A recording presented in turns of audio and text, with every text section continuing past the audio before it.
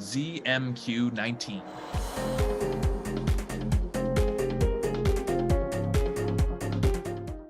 I'm Rachel Knapp. Watch my reports live from Washington, only on 19 News. And I'm Sarah Blakely. Tonight on your WZMQ 19 News, why the organizer for the UP Football All-Star Game is closing the curtains on the popular event after 16 years.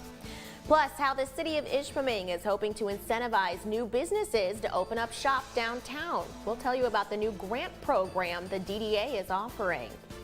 And the popular Hall Farms sunflower field is finally open for the season. We'll tell you just how long you have to get out to see the beautiful blooms.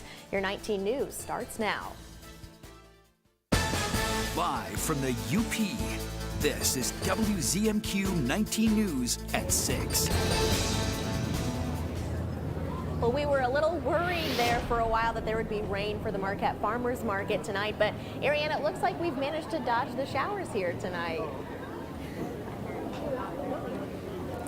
Indeed we have, Sarah. Yeah, it is gorgeous. Mostly sunny skies right now. A little breezy, which will be the story into tomorrow as well. We could see gusts up to about 25 miles an hour. But right now, we are in the 70s for this downtown farmers market here in Marquette.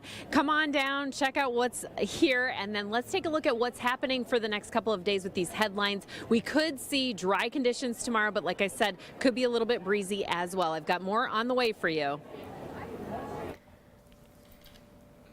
Thank you very much, Ariane. We're learning new details tonight about the decision to end the UP Football All-Star Game after 16 years. The organization first made the announcement on Monday. Organizer Todd Goldbeck tells us the reason is simply outside obligations. He says he spends nearly 1,000 hours a year working on the game, and with a growing family, he says he just doesn't have the time to organize the event anymore. Over the game's history, more than 1,200 players have had the chance to step on the field to represent their high schools.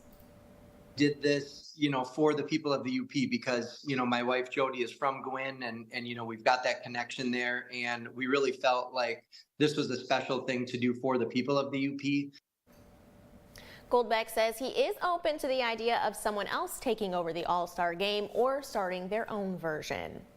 As the school year approaches, Bark River Harris High School is looking forward to introducing a new winter sport. Gymnastics will now be available to girls in 9th through 12th grades at AAA Gymnastics in Escanaba. Bark River Harris will become one of just 5 high schools in the UP to offer a gymnastics program. Organizers say they're excited to offer a new athletic opportunity for female students. Individualized, and it's a team sport, so self-discipline to work out, get stronger, but there's also camaraderie. I've gotten a lot out of it, like teamwork and working with other girls, being supportive of everyone else, and I just love the sport and I'm super excited to do it this year. Bark River Harris is open to co-oping with neighboring schools for the gymnastics program. The season begins at the end of October and registration is now open. The city of Ishpeming is launching a new program aimed at helping new entrepreneurs get their business off the ground. The city is partnering with the Downtown Development Authority to offer a new startup assistance grant. Each year, 4 applicants will be chosen to receive $2,500. That money can be used for building rent, business insurance, or any other upfront costs when opening a business. City officials say they hope this will encourage new businesses to open up shop in Ishpeming. Ishpeming, we have a lot of older buildings. Whether it's a house or a business, there's always unexpected things that pop up. So this grant can help them with those things, like maybe you need to have a repair to the heating system or you need some electrical work done. Defray some of those opening costs. We have a link to the grant application on our website, WZMQ19.com, and our mobile news app. Right now, the downtown Marquette Farmers Market is a hoppin' place, and we are highlighting another vendor that's down there tonight. WZMQ's Mitchell Reif is there now with a look at some UP-made apparel. Hey, Mitch. Hey Sarah, good evening. Welcome to a very sunny Wednesday downtown farmers market here on the 100 block right outside the studio. I'm here with owner of Cutthroat Kids Apparel Company, Alec Houston. Alec, thanks so much for joining us. Just talk a little bit about the start of your brand here. Yeah, so Cutthroat Kids, it's basically just a streetwear clothing brand about creating a community behind people who know how to keep a childlike, youthful spirit, but balancing it with knowing when to crack down and get stuff done. You know, very much work hard, play hard sort of mentality. We find it most in snowboarding, skiing, skateboarding, all the fun ways to stay outside and keep the youthful spirit alive. And I started it about 2-3 years ago, my sophomore year at college, just taking entrepreneurship classes here at Northern. But only the past couple of years about started to take it seriously and treat it like a business, you know. As a recent graduate of NMU, some things that maybe you want to say to the maybe future entrepreneurs, as you mentioned before this interview, Cutthroat Kids, that last part of there really means something to you. Yeah, absolutely.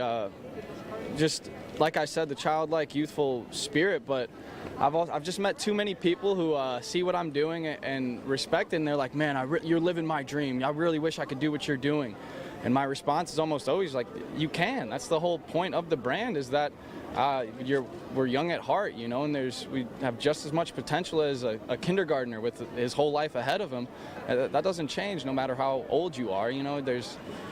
It's a world full of opportunity, you know, and just because of your age or where you're at in the world doesn't matter, you know. There's always opportunity, and you can always just go after it and go get it, you know. That's awesome. Alec, thank you so much. We'll have more on our website and our mobile app, WZMQ 19, just after the show.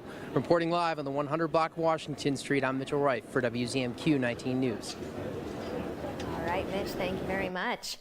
A well-known farm in Delta County is finally open for the season. The sunflowers are in bloom at Hall Farms in Rock. Our Sophia Murphy took a trip down to see one of the UP's favorite summer destinations on its opening day. The sunflower fields at Hall's Farm are a seasonal gem in the UP. These 60 acres of flowers only bloom for about 2 to 3 weeks, leaving a pretty small window for the thousands of visitors who come to see them every year. The first year we had no walking paths or anything, or viewing stands, and so this is what it's involved to. Teresa Hall and her husband Dan started growing sunflowers in 2011. She says it started with just a few people asking to take graduation or engagement photos. But they decided to open the fields to the public in 2016 so that people could come and see the flowers, get some pictures, and even pick a few. What's your favorite part of coming out here? Seeing all the sunflowers and getting to pick them. The Hall family grows black oil sunflowers that they harvest in October, once people are done enjoying them, to make birdseed. They have to be really, really dry. Their heads are sticky and they have to dry. They look really, well, they don't look real pretty when they're dry. I call them sad flowers. Hall says the dry summer and lack of rain had an impact on the way the flowers grew this year, but that they're still blooming right on time. If you notice, they're a little uneven this year, and that's because it was so dry. Their germination wasn't the best, and some germinated quickly, some decided they didn't want to show their heads yet. Teresa Hall says the flowers should be blossoming until the end of August, but they'll be at their most beautiful when they reach full bloom this weekend. Sophia Murphy, WZMQ 19 News, Rock. And you got to be quick if you want to see them. Hall Farms is open every day from about 10 until 9 for about 2 to 3 weeks while the flowers are at their most beautiful.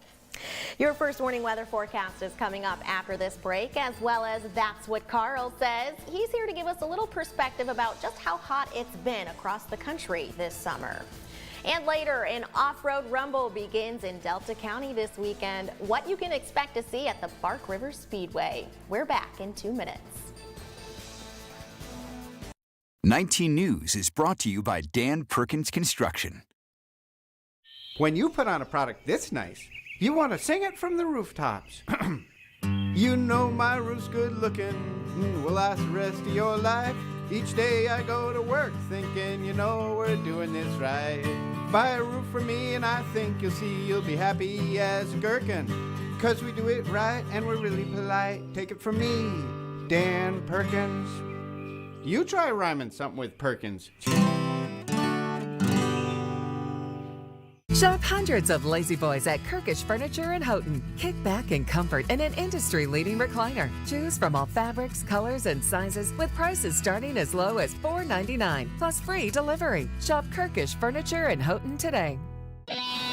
catch the new season of The Challenge USA after a brand new episode of Big Brother. I am so excited! I'll be a beast at these competitions. This is The Challenge USA. To win the ultimate prize, America's best will be pushed to their breaking point. I'm not giving in to temptation, not this time. Get your ass down here and play! I'm winning today. The Challenge USA after Big Brother.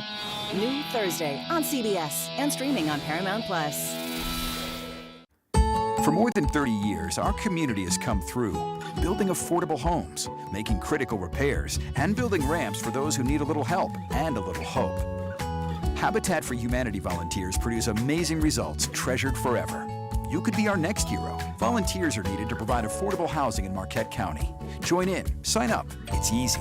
Go to UpersUnited.com or use the QR code shown here. A public service message of Habitat for Humanity and WZMQ TV19. WZMQ 19 News. Honored with the Best Newscast Award from the MAB. Thank you for watching WZMQ 19 News. Now, WZMQ 19 News First Warning Weather with Ariane Stasic. We are starting to cool down a little bit right now. As you can see, Sault Ste. Marie about 67. There are some showers over that direction. Everyone else fairly dry along Lake Michigan, though we can expect those showers and thunderstorms to possibly continue this evening before they taper on out. That farmers market still going on, mostly sunny out here. I know the rain scooted on out, and those temperatures still in the 70s until about 8 o'clock in downtown Marquette. Taking a look at the next 24 hours, then we're in the yo-yo precipitation right now, where we are going to be expecting dry conditions into tomorrow. Tonight, though, we'll see some clouds, partly cloudy conditions, and like I said, those showers could be along Lake Michigan. Temperatures 45 to 55 as those lows. Tomorrow, expect breezy winds coming out of the northwest, 65 to 75. So again, we are cooling down, and then tomorrow evening we'll start with clear conditions, increasing clouds, and then some fog, possibly overnight showers as well. Just a heads up, if you are planning to swim in Marquette or Elger County tomorrow, is not the day. Stay away from the piers and the break wall. We're expecting some very serious waves moving in. Let's take a look, though, first at the radar. Like I said, those showers going to be continuing along Lake Michigan here, possibly some thunderstorms as well. Taking a look at the radar at the current moment, most of that activity is over here in the east part of the UP. And let's take a look at futurecasts showing, like I mentioned, precipitation down south here for the most part, but we could have some scattered pop-up showers throughout the night. Tomorrow morning we'll start with some clouds, and then maybe some scattered showers in the afternoon into Thursday evening, though mostly clear conditions. Like I said, it's going to be sunny and nice, and then here comes our yo-yo with the rain starting back up again around 6, 7, 8 in the morning as it heads on eastward. Could see some heavier conditions down south here, especially in Menominee County, but we can expect showers throughout the day and pop-up thunderstorms as well. Taking a look at the wind, we're expecting gustier wind conditions, especially tomorrow around the early evening hours here, about 4 p.m., 17 miles an hour here in Marquette, and then 16 over in the Sioux. Everybody else a little bit calmer than that, but it's going to be up to 25-mile-an-hour gusts. Tonight, those lows in that 50-degree range for most of us. Again, we could see temperatures, though, in the upper 40s. Now, let's get a little retro with tomorrow as to what we're expecting. Mostly sunny skies. Escanaba with a high of about 74. Iron Mountain similar with 74. A little bit cooler here in Marquette with a high of 68 degrees. And then taking a look across the UP, most of us in that 60-degree range, but we could be warmer down there in Menominee and Escanaba with 74 and 78. That fair is starting tomorrow. Also, the gates open at 10, and we'll expect really nice conditions Thursday, possible showers on Friday. I've got your 7-day outlooks coming up in about 15. Thank you very much, Ariane. Let's hear from Carl Bonak. Now, we've heard a lot about how hot it's been in some parts of the country this summer, so give us a little perspective on that. All right, I have the facts, and I'll take some time, too, to speculate about this upcoming winter. On July 29th, the Washington Post carried this headline: "Has an era of global boiling started? Is it really that hot? What has the summer been like across the nation and the rest of North America? True, it's certainly been hot in Phoenix, Arizona. It always is. The average high temperature for much of July into August is 106 degrees.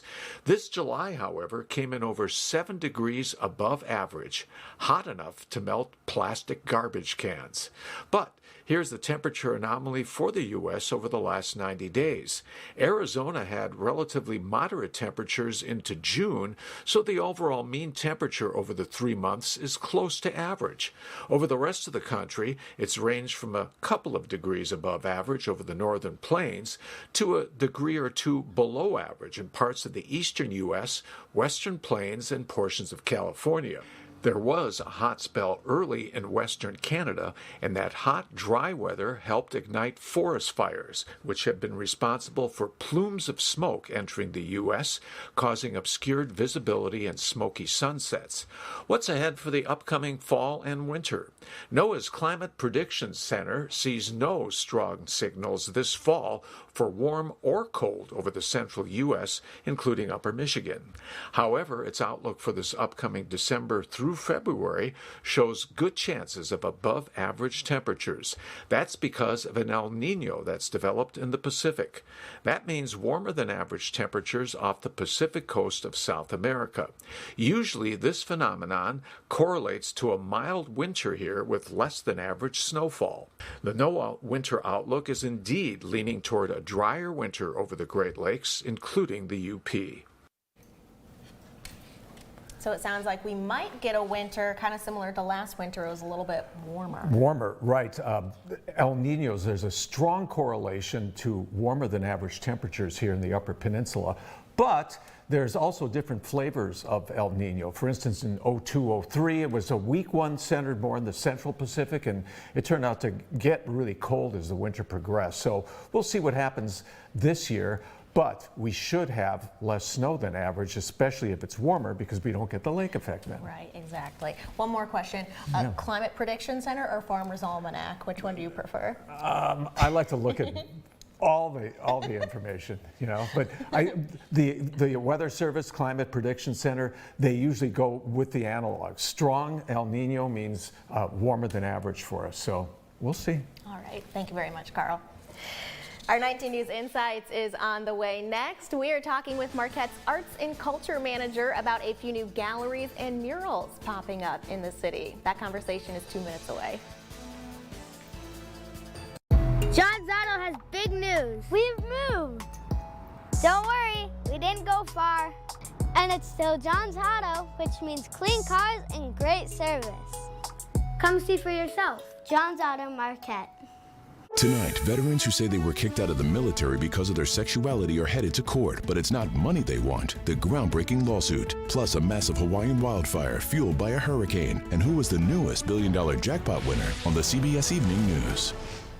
On the Jennifer Hudson Show, it's Picture Day with Abbott Elementary's Tyler James Williams. My mother loves a photo. What that mean? Right now, I guarantee you she's at the TV taking a photo and putting it on the wall. And there's your photo. Plus, give it up for Kristen Cavallari. The Jennifer Hudson Show, tomorrow at 5 on WZMQ TV CBS, followed by 19 News at 6. Pictionary, tonight at 7 on WZMQ TV 19. Escanaba and Delta County, home to beautiful beaches, Lake Michigan, lighthouses, pretty parks, and great people. It's why so many are proud to say, this is home. I'm Lily Simmons. I'll show you what's happening here every day, in your schools, your communities, and businesses, sharing what makes this area so special. Lily Simmons reports from Delta County, weeknights at 6 and 11, only on WZMQ 19 News. This is home for CBS, WZMQ 19.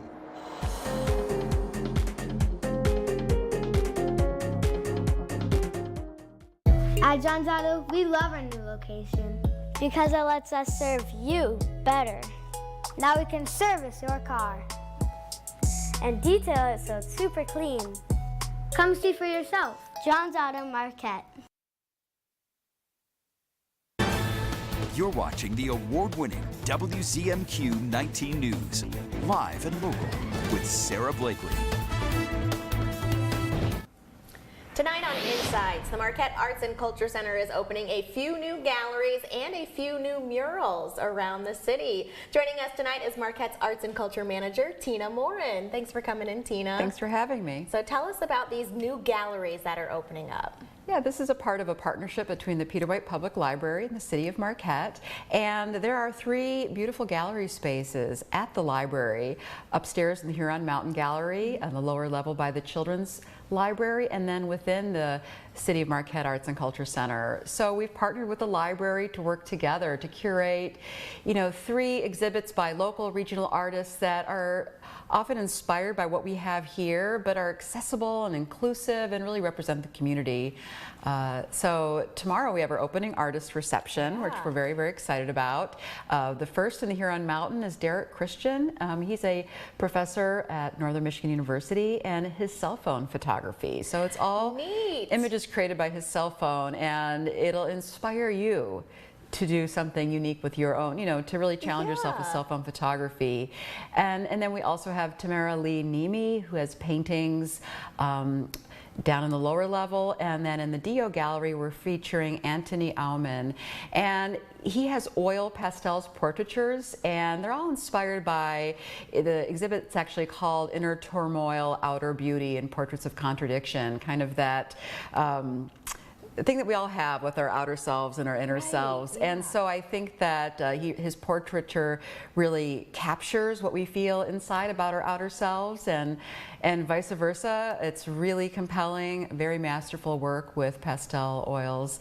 I'm excited for people to see all of the work and meet the artists as well. Yeah, so you said that reception is tomorrow. What time is it? Do people need to register ahead of time? Is there a fee to get in? Tell us about that. So artist receptions happen every time we have a new exhibit, 6 to 8 tomorrow on the 10th, and that's open to the public. Come as you are, stop in with your kids. It's always family friendly. There's always snacks, punch, cheese and crackers, cookies.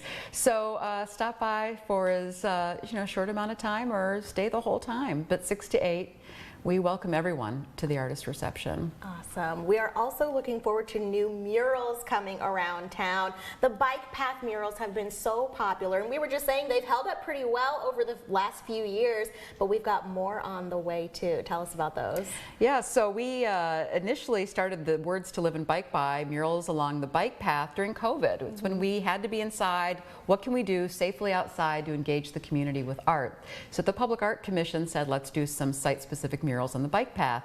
We thought they'd be, after our snowy winters, they'd be gone in a year, and they've held up, and people really love them, and they've kept asking for more. So we've picked 6 new sites. We asked the community, we'd like for proposals for words and designs based on locations, and so we had some incredible entries, but the 6 are being painted this weekend. One, for example, is in the hospital corridor right next to Beacon House, and the word is persevere. And if you're, you can see it on the bike path, but if you're in Beacon House, residents that are staying there can also enjoy the words. And we have one near Snowberry Heights, that's the word embrace. We have Play by Kaufman Sports Complex. So all the words kind of touch on the location. I think I'm excited. All the artists' designs are very unique. I think people will be surprised by this second round. And now we'll have almost a dozen words for people to seek and find throughout Marquette. Words to live and bike by. Yeah. Perfect. Tina, thank you so much for sharing with us tonight. We appreciate it. You're welcome. Absolutely. Stay with us. We're going to take a break and be right back after this.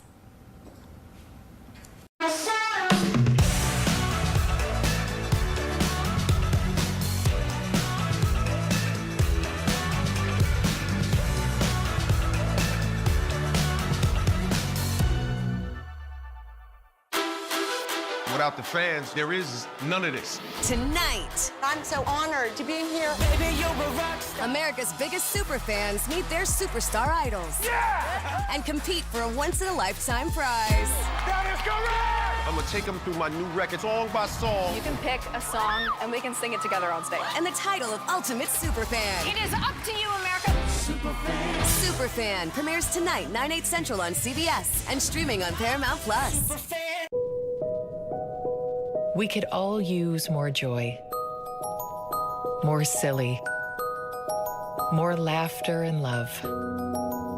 When you make more room in your heart and home for a Michigan child in foster care, you don't just give this joy, you receive it. Become a foster parent to a child until they can safely reunite with their family.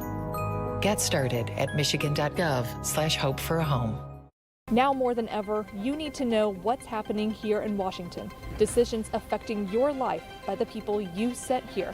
I'm Rachel Knapp, tracking the daily decisions by your senators and representatives. That's my job, and I report to you. Healthcare, education, the economy, taxes, jobs, all hang in the balance. Watch my reports from Capitol Hill only on WZMQ 19 News.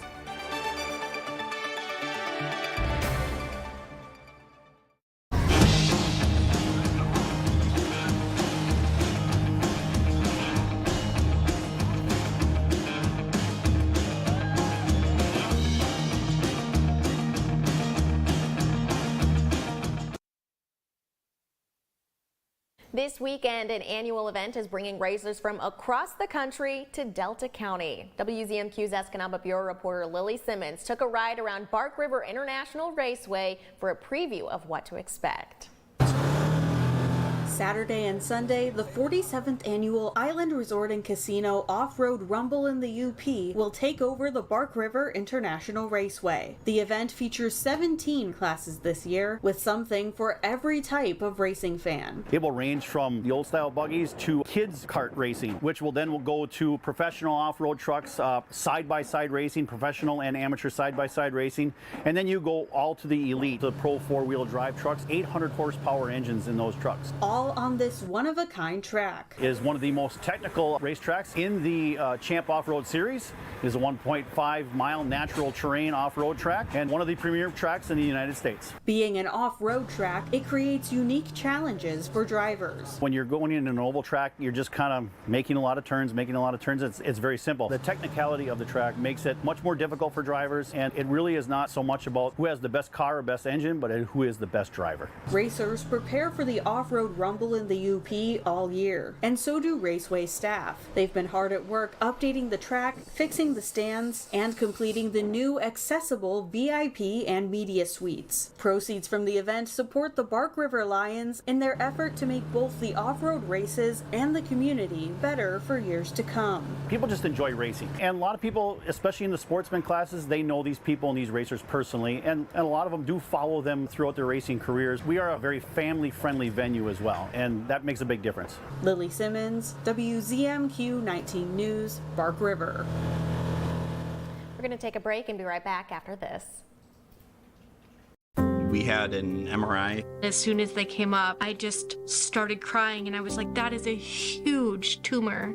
Bryce was diagnosed with a rare brain tumor at just 9 months old. A treatment that can beat his cancer doesn't exist. At Children's Cancer Research Fund, our goal is to change that. This could be the day that somebody can tell a family, your child doesn't have to die of this disease. We must do better for kids fighting cancer. Join the fight at childrenscancer.org. 19 News was recently honored with the 2022 Best Newscast Award from the Michigan Association of Broadcasters. It motivates us to work even harder to be your voice in the community. 19 News is all about sharing local activities and events, plus information that leads to understanding, support, and unity. That's the mission of the 19 News team, and we thank you for watching. 19 News, connected to our community. Weeknights on WZMQ 19.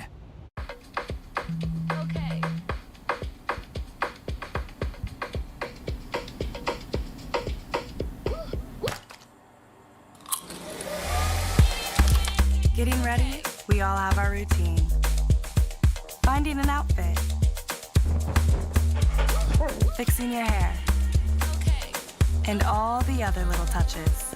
Gum, check. Keys, check. Phone, check. But of all the things you remember to bring with you, naloxone could be the most important.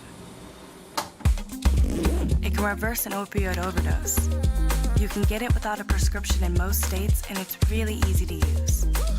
If you or someone you know is at risk for opioid overdose, naloxone could save their life. Keep it on you and at home. For more information about naloxone, visit cdc.gov/stop-overdose.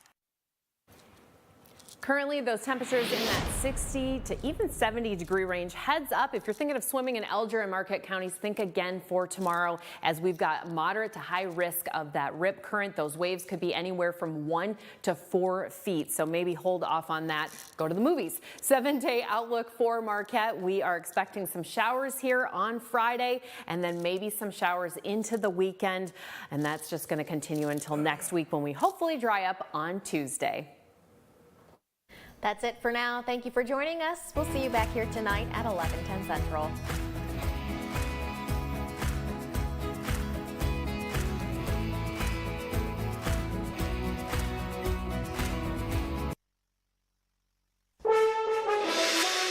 Breaking